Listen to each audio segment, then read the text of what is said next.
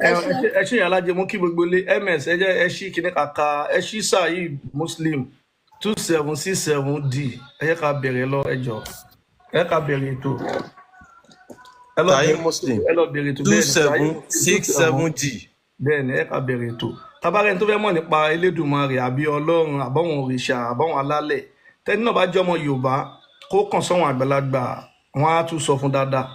Ọ̀dà ẹ wá jẹ́ kí olówó Èkó Saudi àtọ̀ àwọn tó súnmọ́ Saudi lọ la fi mọ̀ ọ́n pa ẹ̀ wọ́n dẹ̀ kọ́ wa nílé kéwú sọtẹ́ ẹni tó bá fẹ́ mọ̀ pa nǹkan lẹ̀ Yorùbá tó bá jẹ́ ọmọ Yorùbá kó tún súnmọ́ àwọn àgbàlagbà tó tún dàgbà sí.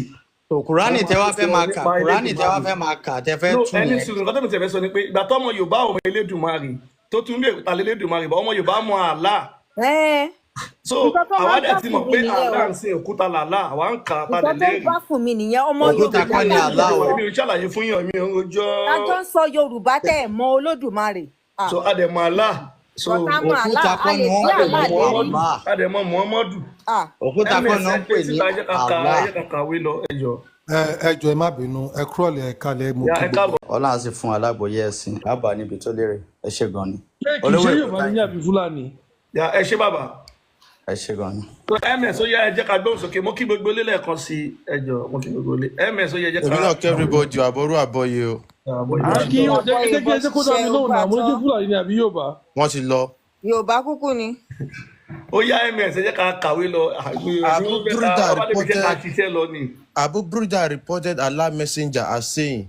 Abu Burda sọ pé Muhammadu nǹkan tó ń sọ wípé.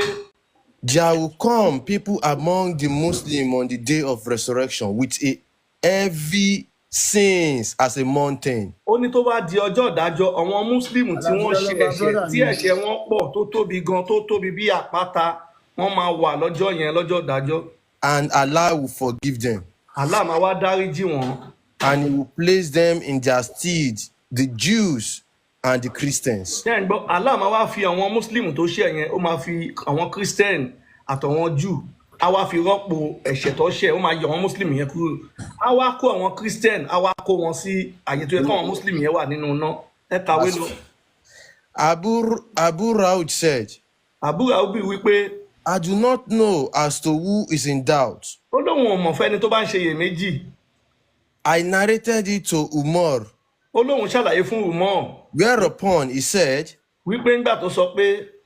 Was it your father who narrated it to you from Allah's apostle? I said yes. Ṣé bàbá rẹ ló sọ fún ẹ látọ̀dọ̀ Muhammadu ó ní bẹ́ẹ̀ ni. So tá bá ń rẹ́yìn Christian tẹ́ ń sọ pé Allah ni Yahweh tí yín tẹ́ ń pe Allah ni tẹ́ ń sọ pé Ọlọ́run kan náà lẹ́jọ́ ń sìn tẹ́ máa sọ pé èdè ló yàtọ̀ Allah l'Elédùmarè Elédùmarè ni Yahweh ẹ má máa ṣe àṣìgbọ́ o ẹ má máa ṣe àṣìsọ Allah kò ń ṣe Elédùmarè ẹ̀yin Christian ẹ lè lọ dìvẹ́ndì tí yín bọ̀ àwa ń ka àwọn nǹkan tó wà ní ìwé wọn fún yín kẹ́ lè máa mọ̀ tá bá ń rí Christian tó ń ṣe àṣìgbọ́ tó ń sì sọ pé Allah ni tọ̀wọ́n èdè ló yàtọ̀ irọ́ ńlá ni o Allah ni tó bá di ọjọ́ ìdájọ́ àwọn Muslim tó ti ṣẹ̀ Allah lóhun máa yọ wọ́n kúrò nínú náà òun máa kó ẹ̀yin Christian ẹ̀yin ọmọlẹ́yìn Jésù òun á kó yín sí ẹ wá máa kọrin babaláwo pa wà tẹ́ máa ń kọ yẹn ẹ wá máa kọ nínú ẹ wá máa jóná Allah ló ń sọ̀rọ̀ bóyá Allah ni Ọlọ́run ti yín ẹ wá ṣàlàyé fún wa ń sìn àwa ti rí pé Allah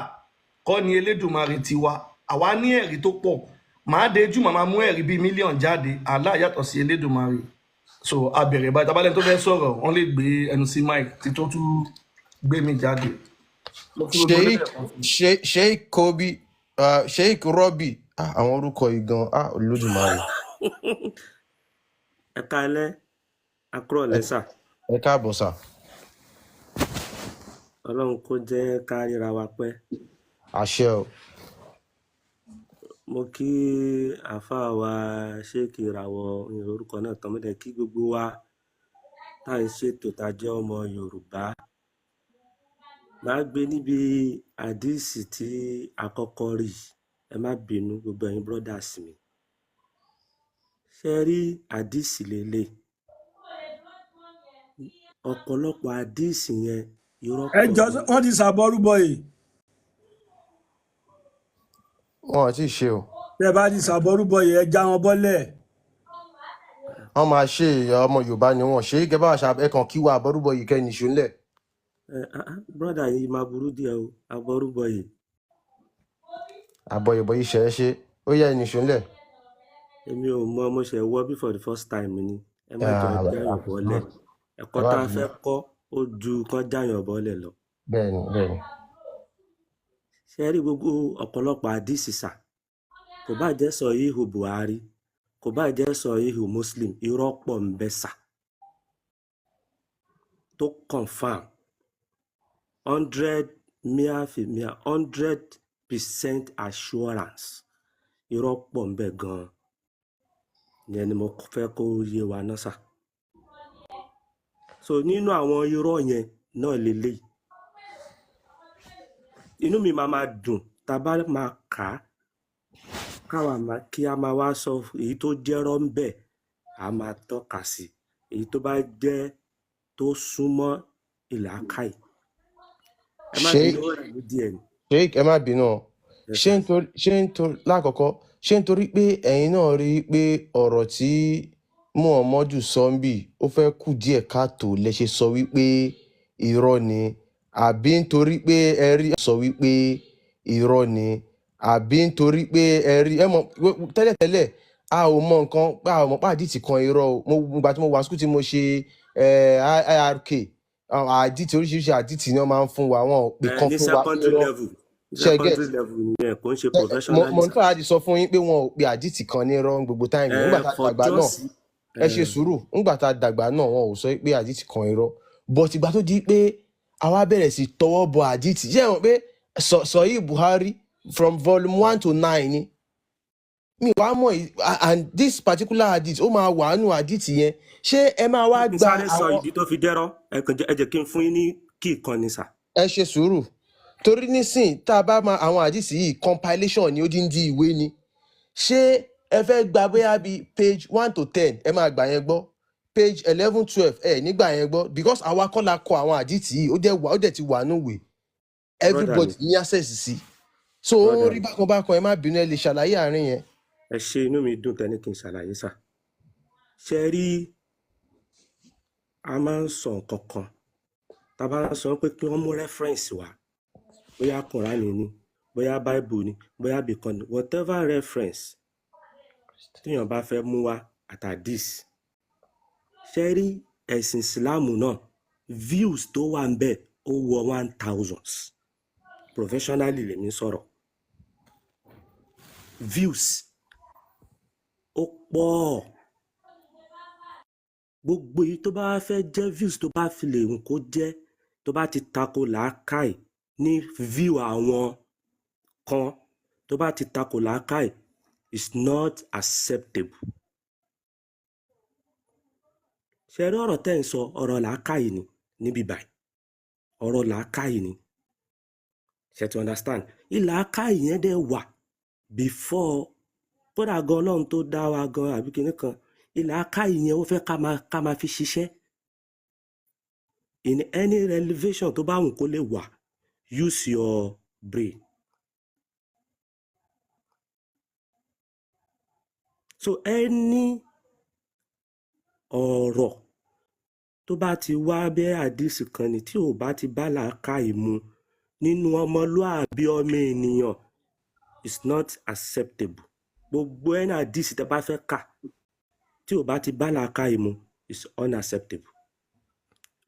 view kan nìyẹn. Sheikh ṣé tá a bá wá fún yín nínú Quran tó bá tún wá ń súnmọ́ nǹkan tá a kà yìí kí lẹ máa rò sí yẹn náà tá a bá fún yín sà. ẹ fún mi ṣe wá rí ẹdẹ sáré sọ kankan sà. ẹ rí èdè ẹ má ṣe yọ̀nà yín náà lẹ máa tu a máa kà yín lẹ máa tu bọ̀ èmi fẹ́ bí nǹkan kan tí wọ́n bá ti pè yàn ní ẹni ìṣìnà kí ló túmọ̀ sí ṣùgbẹ́ni tó máa wọná náà ni àbí. no kò túmọ̀ kó máa wọná. kí ló túmọ̀ sí. tó bá níyàn ṣìnà. bẹ́ẹ̀ni. ó wà unguided.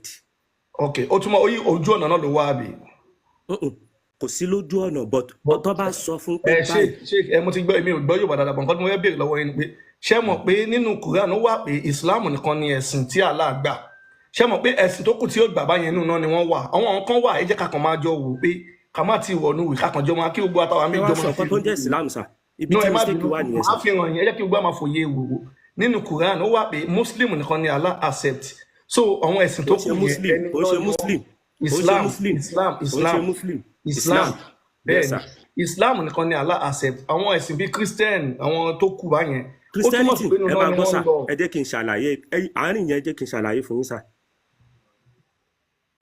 ṣe rí kò sí nǹkan tó ń jẹ́ christianity Christianity wa ẹ má bínú ẹ jẹ́ máa ká ṣàlàyé tèmi ms ẹ má bínú ms ẹ bá ń ṣí Quran 551 ṣé ká ka ilé Quran kọ́kọ́ 551 ká ka ilé fún wọn ká tó lọ ok síbẹ̀. ó yá ká ilé ìlà tó lọ bẹ̀ yẹn náà. Reason tí mo yẹ fẹ́ ká ka ilé fún Sheikh ni pé mo fẹ́ kẹ́ ẹ mọ̀ yín pé anything tó bá ti yàtọ̀ sí nǹkan tí Muhammadu mú wá tí ẹni tẹ́ bá ti sí lójú ọ̀nà Allah you are not a Muslim.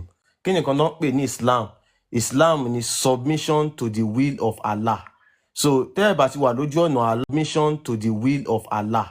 So tẹ́ bá ti wà lójú ọ̀nà Allah you are not a Muslim, whether you are Christian or you. Torí ẹ̀ ni Muhammadu ṣe gbógun ti every other person tí ò gba Allah gbọ́. Ẹ ká wo àdìsí tá a mú wá yìí, kẹ́ ẹ wá wò pẹ̀lú àdìsí tá a kà lẹ́ẹ̀kan yẹn. Ẹgbẹ́ eléyìí o, ó ní it has been narrated by Umar that the messenger of Allah said, Umar sọ pé Muhammadu sọ pé I will expel the Jews and Christians from the Arabian Peninsula. ṣẹ́ǹgbọ́ Muhammadu lóun máa lé àwọn Júù àtàwọn Christian òun máa lé wọn pa. And will irọ́ not làdísì leave sà any. irọ́ ni sà ẹ jẹ́ ká kàdélẹ̀ ẹni sùúrù ẹ jẹ́ ká kàdélẹ̀. And will not leave any but Muslim. ṣẹ́ǹgbọ́ òun ò ní fi ẹnikẹ́ni lẹ̀ àfi Muslim. àní irọ́ làdísì ms àti gbọ́ Irọ́ nǹkan tó láti sọ tìyẹn yìí òkè. ms ẹni sùúrù ẹ kí gbogbo ilé bá wa wòye kọ́ fòye wo kíní yìí o Kùránì tá a máa mú ìdí tí mo jáde fi pè é ní irọ́ ni sà ẹ jẹ́ kí n sọ ẹni ìdí tí sùúrù mo sà fi pè kọ́ é ní wá irọ́ wo Kùránì yẹn àti bíbà ẹ máa pé Kùránì yẹn náà sọ nípa Júù àti Christian àwọn Christian kẹ̀dẹ̀rẹ́ àwọn Christian kan pe Jésù ní òun ló tóbi jù Allah ò dẹ̀ fẹ́ nǹkan bẹ́ẹ̀ ó túmọ̀ sí pé wọ́n ti wà against Allah ẹ ṣí Quran 551 ká fi back bíbà up Quran 551 Sheikh mútu ara yín wọ́n ní kọ́ mútu àwọn ẹjọ́ ta ló mútu wọn Sheikh ẹ lè tẹ ẹ ṣí máìkì fúnra yín. ó wà ṣíṣe ó dà pé wọn ò mọ̀ wọ́n kọ́mẹ́ǹtì pé kọ́ ṣí ọ̀wọ́n so ẹ gbé Quran yẹn wá Quran 551 kí àwọn èèyàn bá wa wo nǹkan tó wà ń bẹ Allah àti Muhammadu ń sọ̀rọ̀ nípa Júù àti Christian so ó túmọ̀ sí pé àdìsí tabaládìsí òótọ́ náà ó correct but nǹkan tẹ́bi ẹ jẹ́ sáwọn n sáré ṣàlàyé ara mi sà Sahih Muslim àti Sahih Buhari wọ́n gbé Islam ga ju púpọ̀ náà àtàwọn ńlẹ̀ Yorùbá lọ táwọn irọ́ Nàìjíríà pọ̀ nínú àwọn ọ̀rọ̀ yẹn sà irọ́ ẹbọ pọ̀ wọn náà nínú wọ́n tọ́ wa àdìsí sọ́nà ní Islam so tábà ní lọ́lọ́ ń pa èmi gbọ́ professionally sà ẹ jẹ́ kí n sọ tọrọ fún professionally sà irọ́ ni sà mo ti gbọ́ bọ̀ ẹ̀kọ́ tí mo fẹ́ sọ ni pé ẹjọ́ ẹ má bínú ṣé nǹkan tẹ́mi ẹ̀yin lọ ṣe ni sà ṣe mọ̀ nípa Islam ju Sahih Muslim lọ ẹjọ́ bẹ́ẹ̀ ni ṣé ti ṣe hadith ṣé ti ṣe hadith tí gbogbo ayé gbà ṣé mo lè ra hadith yín rà. ẹ̀rí nínú mo ti fún yín ní guideline náà so simple sà mo gbọ́ èmi ń sọ pé ìgbàtẹ́lẹ̀ mọ̀ ju gbogbo Sahih àdìsí Muslim tó mo wá bá ní ti ṣé ẹ̀yin tako ti ṣe làákàyè ti tí ṣe ò sí hadith humanity ń bẹ tí mo lè lọ rà mo mọ̀ mo níṣẹ́ ti oh ṣe god tèmi lè rà tí mo lè máa kà. èmi ò ṣe but So ẹ jẹ́ ẹ mọ̀ ká pé ka bíbá prophet iná wa ó ẹ yá jẹ́ kí n sáré ms sọ ẹ kankan ká fún sókè yín ó yá ẹ jẹ́ ká ka bàbá o. mi ok Oh believers, ẹ jẹ́ kí gbogbo èèyàn bá wa wo nǹkan tá à ń ka yìí àtàwọn nǹkan tá a ti kà tó bá jọra àbí kò jọra nǹkan méjì kan náà ló ń sọ Júù ó yá àti ó yá ó yá kírísítánì náà ni wọ́n ń bá fà ó yẹ kàwé oh believers, ẹ̀yin mùsùlùmù ẹ̀yin tẹ́ ẹ̀ jẹ́ ìsìlámù ẹ̀yin ìsìlámù òdodo àbí mùsùlùmù òdodo take neither the Jews nor Christians as guardians. ẹ má ṣe bá kìrìsìtẹ́nì àti Júù ẹ má ṣe bá wọn ṣe They are guardians of each other. àwọn ni wọ́n lè bára wọn ṣe. Whoever does so will be counted as one of them. bẹ́ẹ̀ ń gbọ́ mùsùlùmù tó bá wọn ṣe Allah àti Muhammadu lọ́wọ́ máa kà ó ti di ara àwọn kìrìsìtẹ́nì àti Surely Júù. Allah does not guide the wrongdoing people. ṣé ń gbọ́ dájúdájú Allah lóhùn kì í bá àwọn ẹni òfò ẹni ẹ̀kọ́ ṣe. irọ́ ìtukùtù lẹ́tù sà ẹ̀yin ẹ̀yin ẹ̀ka láti lẹ́kẹ̀yìn wá tún ti Ó yín yẹ ká thank kẹ́tù. you sà ẹ̀tù ẹ̀jẹ̀ mútu kẹ́tù.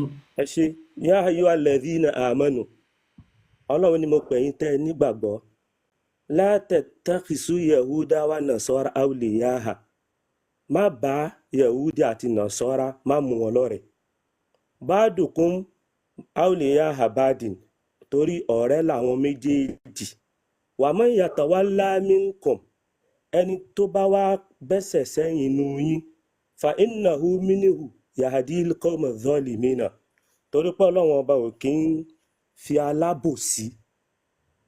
alábòsí ni zọ́ọ́límù brọ́dà mi ṣe rí ó yàtọ̀ èdè sí bẹ́ẹ̀ alẹ́. ṣe rí nǹkan tí mo fẹ́ kó yé yín ni sà gbogbo wa ẹ̀yin náà bá ṣe ń ṣe ìṣẹ̀ṣe ẹni tó bá jẹ́ alábòsí nù wa ṣá máa bá ṣe alábòsí lẹni tó dalẹ̀ alábòsí lẹni tó dalẹ̀ so nǹkan tọ́lọ́run fi ń yé wa ń bẹ̀ yẹn ni wípé ẹni bá jẹ́ alẹ́ yẹn ni wípé ẹni bá jẹ́ alábòsí láàárín yín ẹ jìnnà sí i. nǹkan tó kè ẹ jẹ́ ká tún gbọ́ ti nǹkan tẹ́yìn sọ́n sí pé alábòsí lọ́wọ́n Christian. bẹ́ẹ̀ ni gẹ́gẹ́ ẹ tó bá no ẹnu ẹ má bínú jẹ́ ẹ sọ fún alábòsí Christian nínú gbọ́ wọn ẹni sùúrù ẹni bá jẹ́ alábòsí nínú wọn ní alábòsí sà lọ́wọ́n Christian. ẹni tó bá no jẹ́ ẹ má yẹ alábòsí ọ̀rọ̀ nínú ẹjọ́ ẹ wọn jẹ́ ká sọ alábòsí lọ́wọ́n Christian. ẹni tó bá jẹ́ alábòsí nínú wọn kò yé mi o níbo lọ́kọ́ sí pé alábòsí nínú wọn ẹ jẹ́ ká kùrán bó bá ṣe rí ẹjọ́. irọ́ bó bá ṣe rí kọ́ ṣe rí ọ̀rọ̀ ẹ sọ ok ẹ lẹ́ẹ̀kan tún bá wípé yẹ fẹ́ èèyàn máa ń túbọ̀ kọ́ gbogbo ìmọ̀ ìgbà gbọ́ yín ms ẹ lè tún gba mic torí nísìn èmi ẹ ò rí sọ pé pé wọ́n kọ́ ìmọ̀ alábòsí ẹ̀yin ṣe rí inú mi lọ́wọ́n dùn sọ́ọ̀sì. wípé tá a bá ń sọ̀rọ̀ ìmọ̀ ṣe rí ìmọ̀ ọ̀tọ̀ ni layman ọ̀tọ̀ ni professional way I'm talking about professional way sheik ṣe rí àwọn nǹkan ti ba nǹkan tí ò rí bẹ́ẹ̀ wọ́n ti bàjẹ́ nǹkan tí ò sínú ẹ̀ sheik wọ́n ti tì í bọ̀ torí wọ́n fẹ́ dá conflict kalẹ̀ sheik yes sir according to bẹ́ẹ̀ gan ṣe interpret ẹ̀ yẹn nísìn bọ̀ǹgbà tí ẹ máa sọ ẹ sọ wípé ọlọ́run sọ pé ẹ mọ̀ this is one of the reasons táwa náà fi sọ pé ẹni tó ń sọ̀rọ̀ nínú kúránì yìí kò kí ń ṣe Olódùmarè nǹkan tó ń sọ fún wa ní pé ohun Olódùmarè òun ni Ifá so Ifá ó yàtọ̀ sí kúránì now ẹ̀yin àáfàá lẹ sọ fún wa pé ọlọ́run lẹni tó ń sọ̀rọ̀ nínú kúránì ẹni tó wá ń sọ̀rọ̀ nínú kúránì yẹn nígbà tí ẹ̀yin náà ka ọ̀rọ̀ yẹn tẹ́ ẹ tú ẹ̀yin náà wá wò ó pé no ẹ kẹ́mi kọ́kọ́ bí yín ṣe bí tó bá pé lóòótọ́ ẹni yẹn òun ni ọlọ́run tó kírètì ènìyàn òun ló kírètì muslim ìyẹn àwọn olùgbàgbọ́ òdodo tó sọ ń bì òun náà dẹ̀ ló kírètì àwọn tó jẹ́ Jew àti Christian ó wá ń sọ yí pé ẹ má mú Christian àti Jew ẹ má mú wọn ní ọ̀rẹ́ ṣe bí bẹ́ẹ̀ ṣe tú nìyẹn bẹ́ẹ̀ ni tí wọn ò bá jẹ́ múyàn content yẹn ò tí ì tọ́ síbẹ̀. ẹ ṣe sùúrù ṣe All right, sir. tí wọn ò bá Yes, sir. jẹ́ tọ́wọ́n bá múyàn lọ́rẹ̀ téèyàn bá múyàn lọ́rẹ̀ téèyàn bá ti múyàn lọ́rẹ̀ tí ń bá ti bá ẹ̀ṣọ́ rẹ̀ mi ò tí ń bá ti bá ṣe enemy mi nìyẹn no kò túmọ̀ kó jẹ́ nímì sà kódà kò túmọ̀ sí ó jẹ́ enemy but professionally sà. nǹkan tó sọ fáwa nílẹ̀ Yorùbá ni pé a máa ń wọ́ ọ̀rẹ́kọ̀rẹ́ ni a kì í wá ọ̀tàkọ̀tà but now Kúránì sọ fún wa pé ká máa wá ọ̀rẹ́kọ̀rẹ́ pé ká máa múyàn lọ́rẹ̀ now tẹ́ni ẹ bá jẹ́ alábòsí. ok nǹkan tẹ́ ẹ̀ ń sọ ń sìn ni pé Ọlọ́run ló create àwọn kan tó ní Muslim ó tún wá create àwọn kan ní alábòsí ìwà ni ṣebí inú ẹran ló wà ìwà ok ni that is human behaviour báwo ni Christian ṣe that jẹ́ is human alábòsí behaviour now. báwo ok behaviour wo ló mú Christian jẹ́ alábòsí bá a ṣe ní alábòsí nínú àwa Yorùbá kò sí àgbẹ̀yìn kí ló dé tí o sọ pé alábòsí nínú ẹ̀yin olùgbàgbọ́ òdodo tó fi jọ pé alábòsí wà nínú olódodo náà. kí ló dé tí o sọ bẹ́ẹ̀ ń bí yóò ṣe jẹ́ pé ẹ̀yin tẹ́ ẹ gbàgbọ́ lódodo ẹ má mú kírísítẹ́nì àti júù ṣe ló sọ bẹ́ẹ̀ kí ló yẹ pé nǹkan tó sọ nìyẹn kò ṣe sọ pé ẹ̀yin tẹ́ ẹ gbàgbọ́ lódodo ẹ má mú àwọn tó gbàgbọ́ bíi tiyín tó wá jẹ́ alábòsí ẹ má mú wọn lọ́rẹ̀ kí ló yẹ tí o sọ bẹ́ẹ̀ tó yẹ pé kírísítẹ́nì àti júù ló ń sọ. ẹ ṣe sà ṣe rí content ọ̀rọ̀ tọ̀tọ̀ ni sà a ní content a dẹ̀ ní context ibi tẹ́lẹ̀ ń sọ ọ̀tọ̀ ṣe rí brọ́dà mi èmi fẹ́ bẹ̀ yín fún nǹkan kan sà we have gbogbo nǹkan téèyàn bá ń ṣe ló ní target to understand nǹkan tẹ́mi kan understand tó bá yẹ pé bẹ́ẹ̀ ni ẹ má bínú o a fẹ́ máa criticize àwọn nǹkan yìí critic ẹ má bínú tó bá yẹ pé bẹ́ẹ̀ ni o tó bá já sí nípa fẹ́ criticize which is àwọn ó nínú ọ̀nà téèyàn máa fi ń pè nǹkan wọlé ẹ jẹ́ kí n sọ̀rọ̀ marketing èèyàn fẹ́ marketing nǹkan kò sí tàbí ṣùgbọ́n wàá kọ́kọ́ criticize àwọn other products ẹ má bínú sáà o ṣé wàá rí mi fẹ́ kí n sọ fún yín pé Islam òun ni nǹkan tó ń pè ní peace. Ìgbà tí ànábì náà wà kò ní kí àwọn yẹ̀wúdí abọ̀rìṣà kan má ṣe tiwọn o, but ìyẹn làwọn nǹkan máa ń gbé síwájú wípé ó bá àwọn ẹlẹ́bọ jà, ó bá àwọn olórìṣà jà. A padà rí verse kan tó sọ pé ẹ̀sìn tiyín ní tiyín, ẹ̀sìn tèmi ní tèmi, kóníkálùkù máa ṣe ẹ̀sìn ẹ̀. Mashallah. Lakum dinukum waliya din. Ẹ ṣe tiyín, kémi náà ṣe tèmi. Ṣẹ́ra àwọn views kan wà tẹ́ sọ tínú tèmi dùn sí. Ṣé ẹ understand mi? Inú mi dùn sí àwọn views yẹn. Kí làwọn views yẹn ni wípé wọ́n ṣe ń kó lọ sí Saudi. Ẹ má bínú o. Sheikh mi tó wà ń bẹ̀ yẹn, ẹ má bínú o. Inú mi dùn o. Ọ̀rọ̀ tí fẹ́ sọ yìí. Wọ́n ṣe ń kó lọ sí Saudi lóòótọ́. Ó rọ̀ǹkì. Mùsùlùmí ni mí o. Àfáà ni mí o. ṣé kò yẹ dúró ẹ má bínú ẹ yẹ kí n wọlé láti No, ẹ bẹ̀rẹ̀. jẹ́ n sáré sọ nǹkan kan, ẹ dúró. Ẹ jẹ́ n lọlẹ̀, ẹ má mú yẹn nìkan. Ṣé rí hajj tó ń lọ ṣe? Ibi tó ti ń ṣe hajj yẹn náà, ṣe mọ̀ pé òòṣà ló fi gbilẹ̀. ṣùgbọ́n Ṣé rí lénìí bọ́n ṣe ń ṣe tàwáàfù tó ń rọ kiri ká yẹn tó ń pa kájà yẹn, bọ́n ṣe ń ṣe nìyẹn kí ìsìlámù tó dé. Kódà gan nígbà kan yẹn àwọn kan ò rí aṣọ, ìhòòhò ló máa ń ṣe. Àwọn olówó ló máa ń lo aṣọ, àwọn tí wọn ò lówó wọn ò ní lo aṣọ.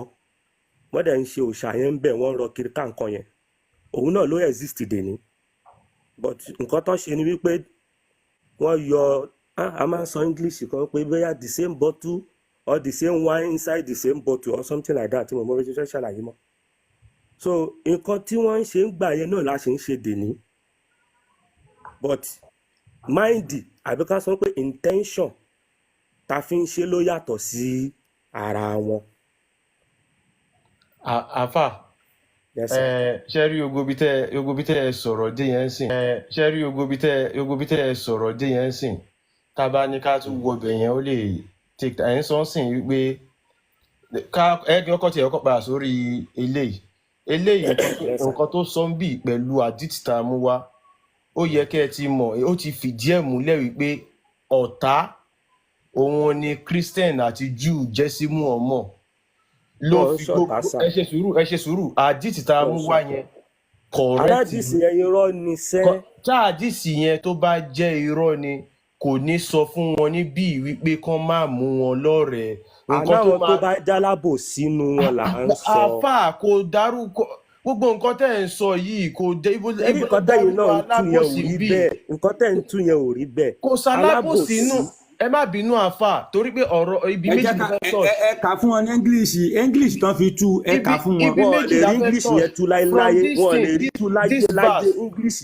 ṣe English kò lè tú lárúbáwá láyé. ẹ̀yin fún ara yín ti tú kò sálábòsí ń bẹ náà Zọ́ọ́límù lálábòsí òun ló last yẹn.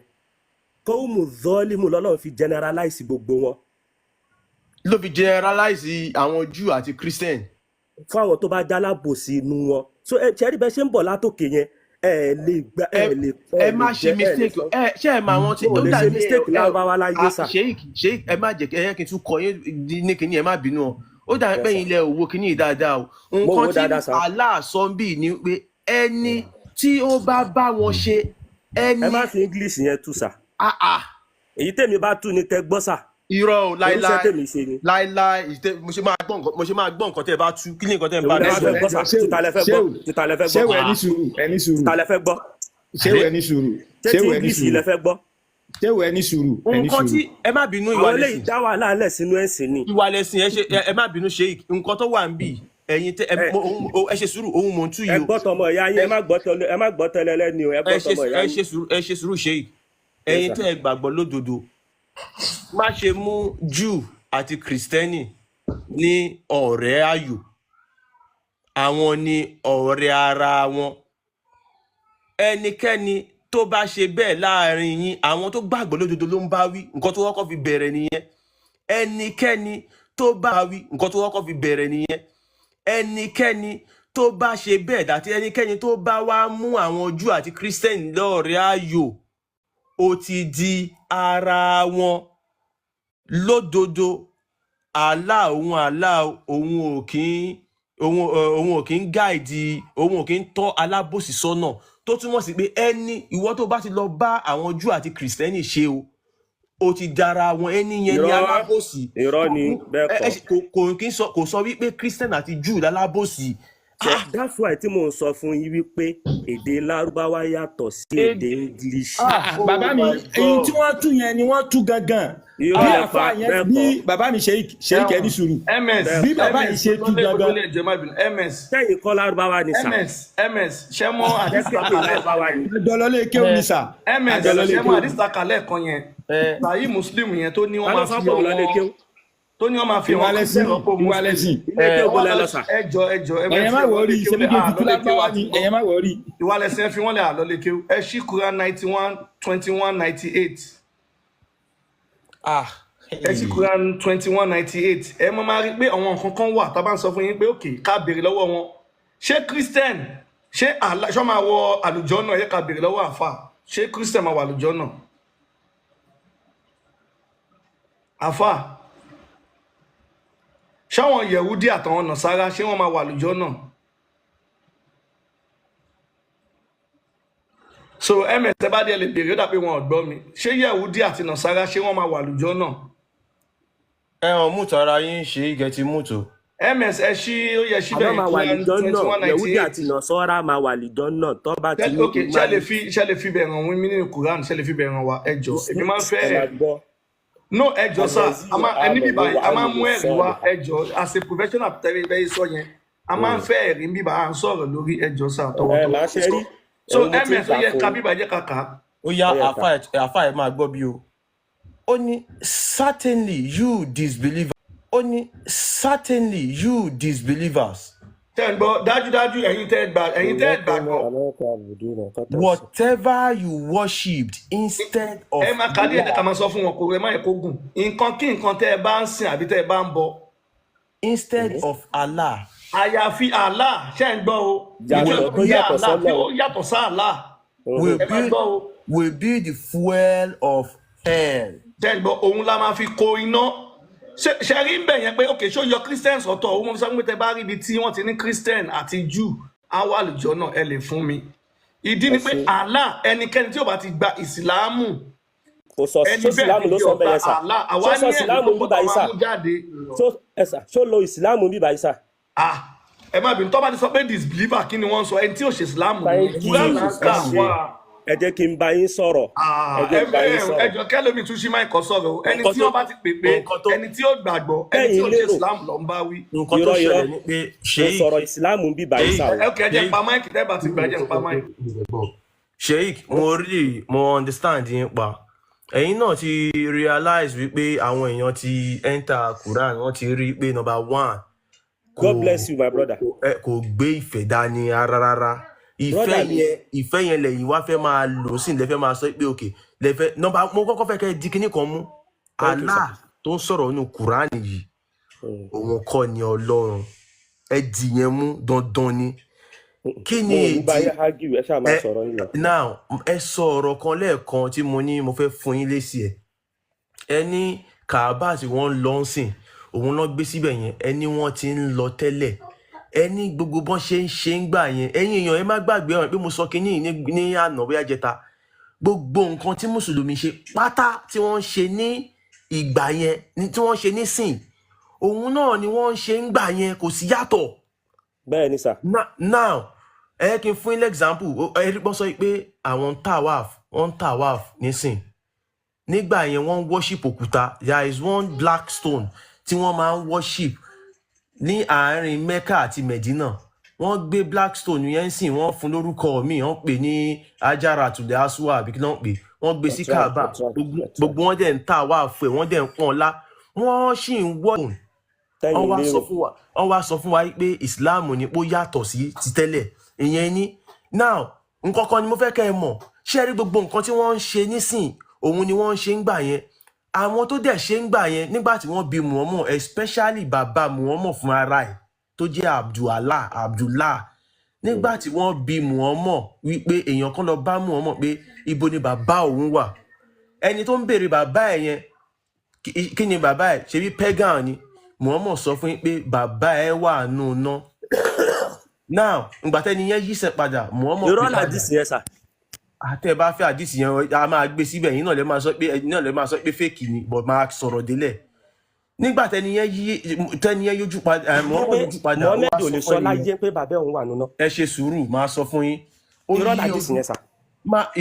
ẹ ṣe sùúrù yẹn kí n délẹ̀ náà.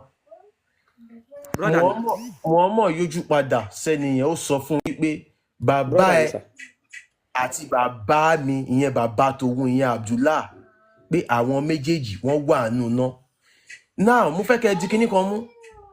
Ṣe rí Abdullah tó jẹ́ bàbá Muhammad tó wà nù ná, Muhammad ò lè gba bàbá ẹ̀ lẹ́nu náà. Gbogbo àwọn nǹkan tẹ́ ń ṣe sìn pátá òun ni bàbá Muhammad ṣe, ó dẹ̀ wà nù ná. Bàbá Muhammad gbààwẹ̀, ó tàwáàfù, gbogbo bọ́ yẹn ń tàwáàfù yìí. Ó worship moon because tí ó bá sí moon náà máa fi wo àwẹ̀, tí moon ò bá yọ wọn ò lè má wẹ̀, tí kò bá tún yọ wọn ọ̀tún ní stop àwẹ̀. Tọ́n bá fẹ́ ṣe àwọn ọ̀run tó ń kí because tẹ́ bá lọ wo pre-Islamic era wọ́n ń worship oòrùn àtòṣùpá náà àti ìràwọ̀. Tọ́n bá fẹ́ kírun àwọn mùsùlùmí lẹ́nìí oòrùn náà máa wò. Ṣubúì oòrùn yẹn ò tí ì yọ, ó yẹ ẹ̀yà kásáré lọ kí. Zuri òkè oòrùn yẹn ti ṣe kí ni ó ti yọ, ó yẹ ẹ lọ kí. Hasri oòrùn yẹn ti fẹ́ máa lọ, ó yẹ ẹ lọ kí. Maghrib òkè ó ti ṣe kí ni ẹ ti lọ kí. Ishai oòrùn yẹn ti lọ ẹ lọ kí. All these things pátápátá ni wọ́n ṣe ń gbà yẹn. Àwọn tó ṣe ń gbà yẹn wọ́n wà nù náà.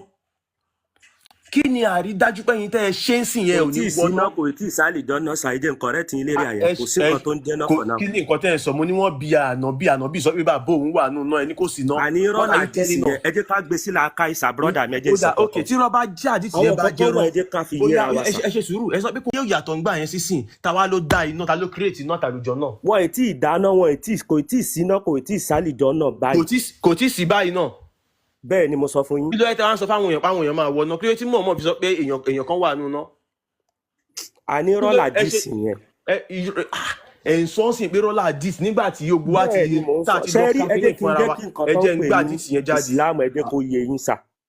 Nǹkan kan ni mo fẹ́ kẹ́ ẹ ṣáà dì mú. ẹ ṣe sùúrù nǹkan kan ni mo fẹ́ kẹ́ ẹ dì mú. Ẹ má wọrí ṣe ìkẹyìn tí mọ̀ ẹ̀yin èèyàn tẹ́ ń gbọ́ wa nǹkan kan mo fẹ́ kẹ́ ẹ dì mú. Muhammad ni first Muslim o. Òun ni first Muslim. Ẹ tún máa báyàn jiyàn. Tẹ́yìn ṣe bẹ́yìn ẹndín sùúrù mo bá yín jiyàn. Ẹ tún máa ta ló mú ìsìláàmù wá. Ẹ ò ní láti máa ṣe gbogbo yín tẹ̀ ń sọ yìí náà. Muhammad kọ́ ló mú ìsìláàmù wá. Ta ló mú ìsìláàmù wá? Muhammad kọ́. Ta ló mú ìsìláàmù wá? Ọlọ́run fúnra rẹ̀ ló ní ìsìláàmù. Àwọn nǹkan tí wọ́n ṣe ń gbà yẹn àti nǹkan tẹ̀ ń ṣe ṣe bí nǹkan lọ́hùn ní kílé tí gbogbo wọn tí wọ́n ṣe tí Muhammad fi sọ pé inú náà ni wọ́n ń lọ. Àwọn tó ṣe ń gbà yẹn ó ṣe sọ fún wọn pé inú náà ń lọ. Ẹ ṣe sà ẹ jẹ́ kí n ṣàlàyé nǹkan kan fún yín sà. Sheikh ẹ̀yin ọmọ ìyá mi ẹ jọ̀ọ́ nítorí Ọlọ́run ẹ má bínú. Ẹ rí nǹkan tẹ́mi fẹ́ ká ṣe. Let's talk about humanity. Criticizing of religion, forget about it. Let's talk about humanity. Humanity. Mo really understand aspect tẹ̀sí wá yẹn, but there is no way you're gonna practice Islam.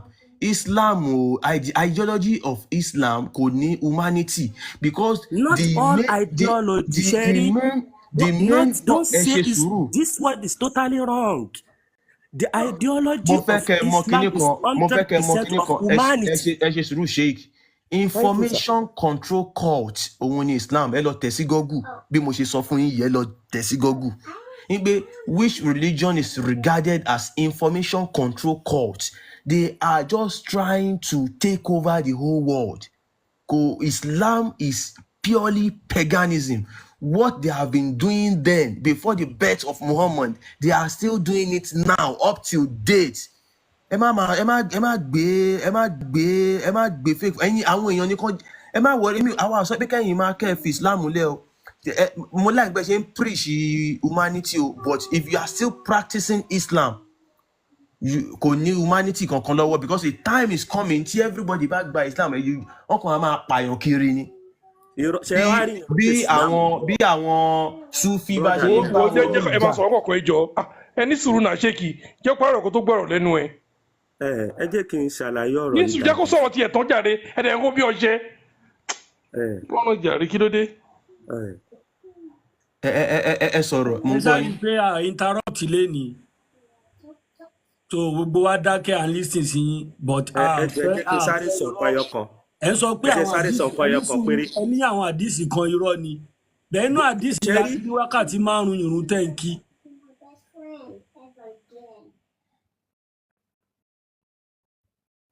mo ń gbádùn ọ̀nà àkànbí ọlọ́ba máa sọ̀rọ̀ ẹ lọ jàre mo ti mú ìtẹ̀. èmi kọ́ ìyan lèmi kọ́ fi pè wọ́n lákèésí nígbà tó ń sọ pé irọ́ ni gbogbo àdìsí tó ń kó jáde ẹ̀yin ò dẹ̀ tí kò àdìsí kankan. Ànábì ìgbà tó wà láyé ó sọ pé kọ́ máa kọ hadith ó sọ fún wọn pé kọ́ máa kọ anything.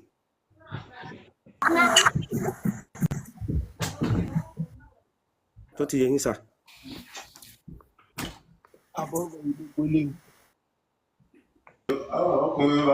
ms wọ́n ní Muhammadu kọ́ ni first Muslim.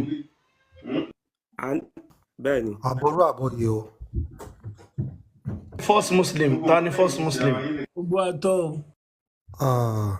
olówó èkó bàbá mi ẹ jọ̀ọ́ ẹ fún mi ní ìṣẹ́jú méjì ẹ jọ̀ọ́ kí n fi béèrè ìbéèrè lọ́wọ́ sheik wa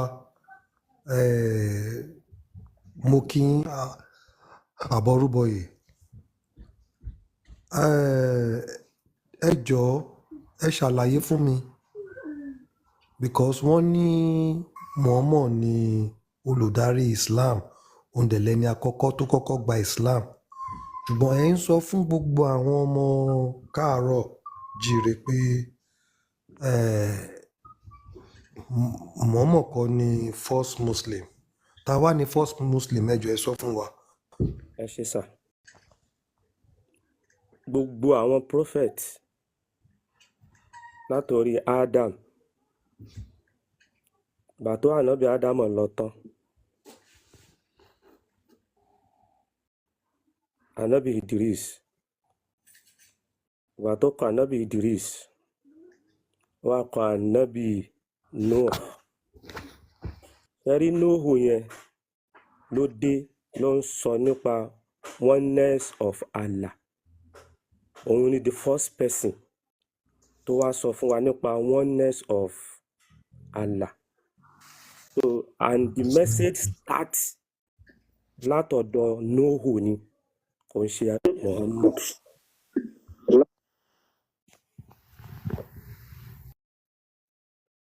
Yes sir mo ti dáhùn.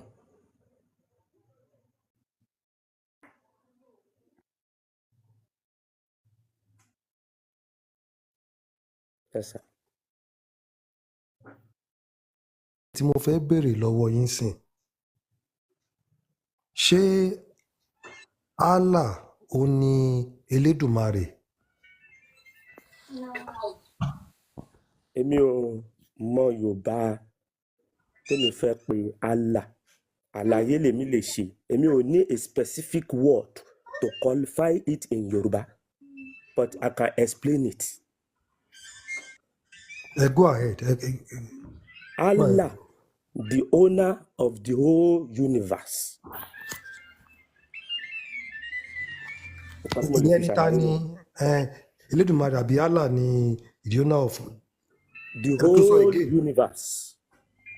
ìgbà tẹ́ bá sọ pé Allah ni the owner of the whole universe àwọn Chinese tó jẹ́ China wọ́n ná Ọlọ́run tiwọn Ọlọ́run kọ́ náà ń pè é wọ́n lórúkọ tó ń pè é àwọn India tó jẹ́ Hindu wọ́n ní Ọlọ́run tí wọ́n ń sìn wọ́n lórìṣà tiwọn àwọn Japanese èyí tí wọ́n ń ṣe tún yàtọ̀ sí ti China Vietnamese àwọn náà ní bẹ́ẹ̀ ló ṣe wà káàkiri àgbáńlá ayé ẹ lè kàn lè sọ pé certain ethnic group kan ẹni tí òrìṣà tiwọn tí wọ́n sìn yẹn ló dominate gbogbo òrìṣà tó wà lórí ilẹ̀ àgbáńlá ayé. Ibi tí problem ti ń wá nìyẹn bàbá mi. ẹ ṣe sà. Kí lárídájú tẹ fi ókè kí ló fún yín lárídájú ẹ ṣàlàyé ẹ̀ fún wa. Nǹkan tó jẹ́ pé Allah ni the Allah of kìíní kan of the whole the owner universe. of the whole universe. Ẹ ṣàlàyé ẹ̀ fún wa. Ẹ ṣàlàyé ẹ̀. ẹ ṣe sà. ọlọ́run kò jẹ́ irin yín pẹ́. ṣe rí a máa ń pe kinní kan ní dẹ̀lílù àkìlí àti dẹ̀lílù nàkìlí.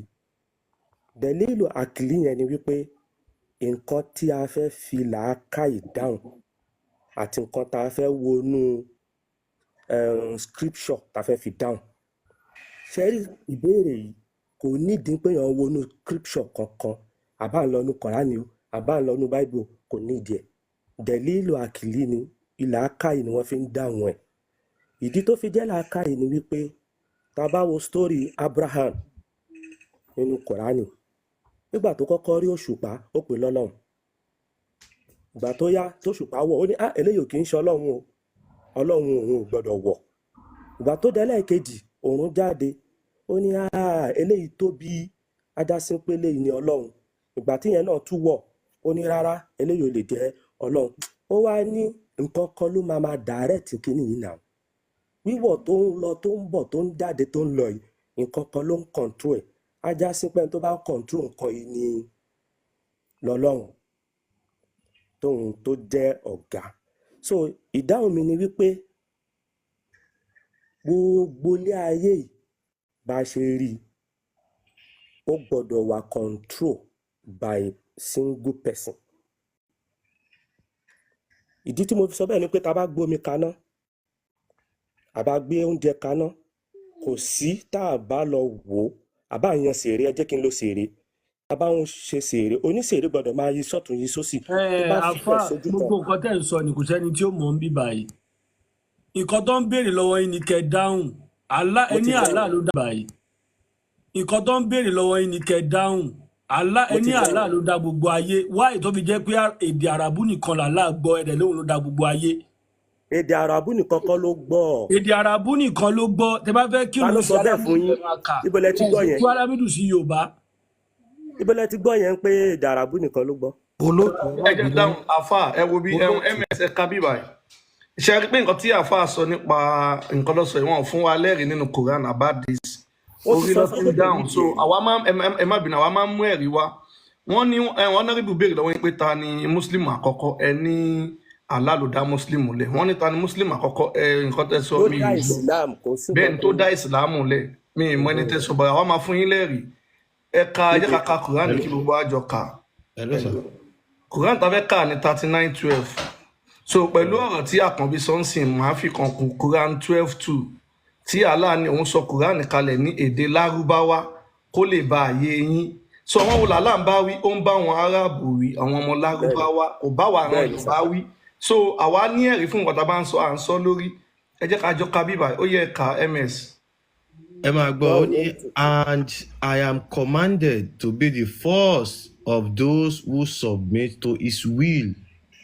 Muhammad ní wọ́n pa òun láṣẹ tó jẹ́ ẹni àkọ́kọ́ ẹjẹ́ àwọn Muhammad kọ́ ló sọ o. ẹ̀yin máa wá sẹ́ni tó ń sọ fún ẹjẹ́ kàtí ẹ̀kọ́ kàdílẹ̀ ló ní wọ́n pa òun láṣẹ tó jẹ́ ta ló sọ̀rọ̀ Abraham this is word of Abraham. Abraham ló sọ̀rọ̀ ó yẹ fún wa Abraham ló sọ̀rọ̀ ẹ fún wa ẹjẹ́ ká wò. brother mi ẹ jọ̀ọ́ nítorí Ọlọ́run ẹjẹ́ àfi kìíní ilẹ̀. no ẹni tún ẹ bá wa fún ilẹ̀ ẹ̀yin ò fún wa ẹ̀kan ní ká fílẹ̀ ni ẹ jẹ́ ká fún wa lẹ́rìí. No, àwa náà láìkí bẹ́ẹ̀ jẹ́ Yorùbá jẹ́ sọ fún yín àwọn àfọ́dù tí máa ń wá bíbà ẹ̀yin ni màá ní ẹbí ẹjẹ́ ní ẹ̀kejì ẹni àkọ́kọ́ tó wá bí tó bá wa sọ̀rọ̀ ní dáadáa ní bíi Mrs Bimbo ẹ̀yin lẹ́ni ẹ̀kejì tó bá wa sọ̀rọ̀ tí ó bá wa jà àwọn tó kù tó bá wá wọ́n máa ń jà náà wò dé ń jà ẹ máa jọ Saheed Shittu yìí wà bí lánàá ìjà ló ń jà bá ṣe sọ ìjà ewu ló ń bú tó yẹ ẹ má bínú ẹ kọ́ sí bíbà ms ẹ ṣí Quran 12:2 kí àwọn èèyàn wo bẹ̀yẹn náà Allah ní òun sọ Quran kalẹ̀ ní èdè lárúbáwá kó lè bá àyè yín so Allah sọ ibi tó náà àwọn èèyàn ẹ̀ sí kò rán sílẹ̀ Yorùbá Allah kò gbọ́ Yorùbá tẹ́ bá fẹ́ kírun sí ẹ̀ lè kírun Yorùbá tẹ́ bá fẹ́ kálí amdu kẹwà kà ní Yorùbá tẹ́ bá fẹ́ kírun sí ẹ̀ lè kírun Yorùbá tẹ́ bá fẹ́ kálí amdu kẹwà kà ní Yorùbá kẹka fati Yorùbá tó bá ṣe ṣe ká jẹ́ kó máa ṣe bẹ́ẹ̀ ńlẹ̀ Yorùbá. a lè kírun Yorùbá sà. ẹ jẹ́ ká bẹ̀rẹ̀ ká máa ṣe bẹ́ẹ̀ a lè gbọ́ nǹkan tó ń sọ lédè lárúbáwá yẹn ẹ ṣí Quran 12:2 ó yá ẹ̀ka kí ló sọ. Indeed, we have sent it down as an Arabic Quran so ó ní that a we fi may sọ ó ní a understand. fi sọ ìwé ìkalẹ̀ ní èdè lárúbáwá ẹ nà ó kó lè bá àyè yín ṣe bẹ́ẹ̀ gbọ́ bíbẹ̀ yẹn ms ẹ ṣí Quran 14:4 or Quran 14:4 náà ni ẹ ṣe kí ni bẹ́ẹ̀ sọ. Allah jẹ́ kó yé wa gbogbo nǹkan tó ń sọ kò bá wa Yorùbá wí lárúbáwá ló ń bá wí ó ní kó lè bá yé yín àti sọ̀kalẹ̀ ní èdè lárúbáwá so kíní ìkòkan àwọn ọmọ Yorùbá àwọn ọmọ Yorùbá tó ṣàyànjú hàn àbú wọn àmọ́ èyí tó ti bú àwọn tilẹ̀ wa ó ti tó gẹ́ làwa fi ní àwọn ọmọ ta kíní lédè Yorùbá kó yí àwọn èèyàn wa nǹkan tó ṣẹlẹ̀ ní bàbá mi. ẹ ṣe sà ẹ má bínú mo fẹ́ máa jẹun mo fẹ́ lóògùn tẹ bá rí ohun mi. ẹ ṣe ms ẹ ṣe ti ṣe. ẹ jẹ́ sáré summarize tó lọ ẹ dúró sà ẹ fún mi 1 minute péré 1 minute ṣe rí Kùránì tẹ̀ mú ọ̀rọ̀ wáyìí tẹ̀ ń gbádùn mi ẹ má gbàgbé wípé àwọn nǹkan tó dá wà nù ẹ o tó kọ́ wa ní ọmọlúàbí. bẹ́ẹ̀ ni àfa mi ìkàkọ́ ẹni sùúrù ẹ jẹ́ sáré sọ̀rọ̀ èmi máa bọ́lẹ̀. mi ìkàkọ́ tí ò dá o n kò tún sọ fún yín ni o. àwọn tó kọ́ wa ní ọmọlúàbí. àwọn òjò ọmọlúàbí ńlẹ̀ wa tẹ́lẹ̀. Oh God. ẹ fẹ́ ní àwọn lárúbáwá jẹ́ ọmọlúàbí jù wá lọ. kò sí ẹni tó níwà àpọ́nlé tó lẹ̀ Yorùbá mọ́dà mi ẹ jẹ́ kí ẹni sùúrù. kí lẹ wá sọ pé ó kọ́ wa lọ́mọlúàbí. mo kàn sọ bẹ́ẹ̀. ẹ̀yin tẹ̀ ń tẹ̀lé ló kọ́ a ti gbọ́ yín ẹ má wulẹ̀ èmi wá sùn. fẹ́ rí tá a bá ń wo ìwé tá a bá fẹ́ criticize ṣe to understand èmi ń bẹ̀ yín ni. ó kọ́ wa lọ́mọlúàbí ló ní kán máa na àwọn obìnrin.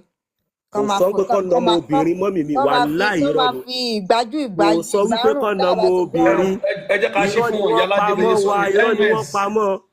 irọ́ ni wọ́n pamọ́. mi fẹ́ kẹ́mẹ̀sì máa yára ní láti máa mi ò gbọ́ which verse. 14:4 mo ti sọ látàárọ̀ 14:4 okay. mo fẹ́ ká máa yára bí àṣà ẹ jọ̀ọ́ so tá a bá ti má bínú ẹ jẹ́ ká ka kíní fún wọn báyẹn ẹ jẹ́ ká kabẹ̀ fún wọn so ẹ máa ka àbí kémi ka àbí kí ṣe èkì máa ka. Men are the caretakers of women. so àwọn ọkọ lólówó rí aya. As men have been provisioned by Allah over women. bí àwọn ọkùnrin jẹ́ pé Allah ti ṣe kọ́ máa pèsè fún ìyàwó wọn. And tasked with supporting them financially. wọ́n dẹ̀ náwó sọ̀wọ́n ìyàwó wọn lẹ́nu déédéé steady. And righteous women are devotedly obedient. àwọn obìnrin tó dání àwọn obìnrin tó gbọ́rọ̀ sọ̀kọ lẹ́nu. And when alone. tí wọ́n bá dá wà. Protective of what Allah has entrusted them with. tí wọ́n ń dáàbò bo ogún ọkọ wọn gbogbo nǹkan ọkọ wọn. And if you sense ill conduct from your women. tó o bá fura sí ìyàwó rẹ. Advise them first. gbà wọ́n nímọ̀ràn. If they persist. tí wọn ò bá gbọ́. Do not share their beds. má ṣe bá wọn sùn má fọ wọn lẹ́nu. But if they still persist. tó o bá tún gbọ́. Then discipline them gently. nu ayé wọn bàjẹ́ díẹ̀díẹ̀ fọ́gi wọn díẹ̀díẹ̀ Ọlọ́run adarí wọ́n lè tì ṣe í o. díẹ̀díẹ̀. But if they change their ways. àmọ́ tí wọ́n bá gbọ́. Do not be unjust to them. má ṣe bá wọn wí. no ẹ̀yin kí wàá sọ bí bá wí yẹn ṣàlàyé fún wa bí bá wí yẹn. Àfà wọ́n ṣe ẹ̀dítì kìíní ni strike them ló wà mẹ́tẹ̀lẹ̀. no ms ẹ fi ẹ̀dítì lẹ́ má ṣe yọ ní ms. àfà ló fẹ́ rí bí báyìí. so ms mo mọ̀ pé irú nǹkan báyìí máa wáyé ẹ ṣí Quran 38:44 ẹ jọ̀ọ́ nǹkan tó máa fi ń bá kiri báyìí. kò sọ pé kọ́ nà wọ́n. kí ló sọ kí wá ló sọ. brọ́dà mi olówó Èkó. mo wà pẹ̀lú yín bàbá mi. ìkọ́tẹ̀ ń ṣe ń bí and well educated somebody. no mo wà pẹ̀lú yín àwọn náà wà pẹ̀lú yín bàbá mi. ṣẹ́rí ìkọ́tẹ̀ ń ṣe ń bí sà ẹ jẹ́ ká fi ìbẹ̀rù Ọlọ́run sí sà. àbẹ̀rù Ọlọ́run sà ẹ wo bá ṣe rántà sà. ẹ wo bí ibi tó ti máa yé yín lélẹ̀ ibi ìbàdí sí wọn máa sọ dáadáa wọn máa gbé sí ń sìn ẹ máa rí.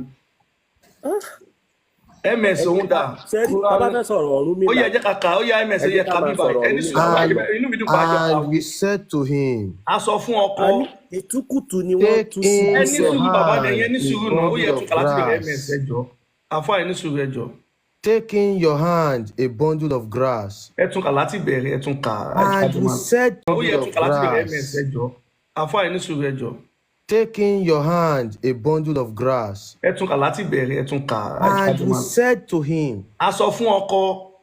Take in your hand a bundle of grass mú bí igi bí irin mú sí ọwọ́ rẹ and strike your wife with it. kó o dẹ̀ fi nà ìyàwó rẹ pa tẹ bá fẹ́ And do jiyàn not bíbá break ìmọ̀ your àníkọ́ gbé oath. sí gọ́gù kọ́ tẹ strike sí gọ́gù ms ẹ bá wa gbé sí gọ́gù ẹ tẹ strike kí gbogbo ayé jọ wò tún mọ strike èdè tí wọ́n lò ń bíbá yìí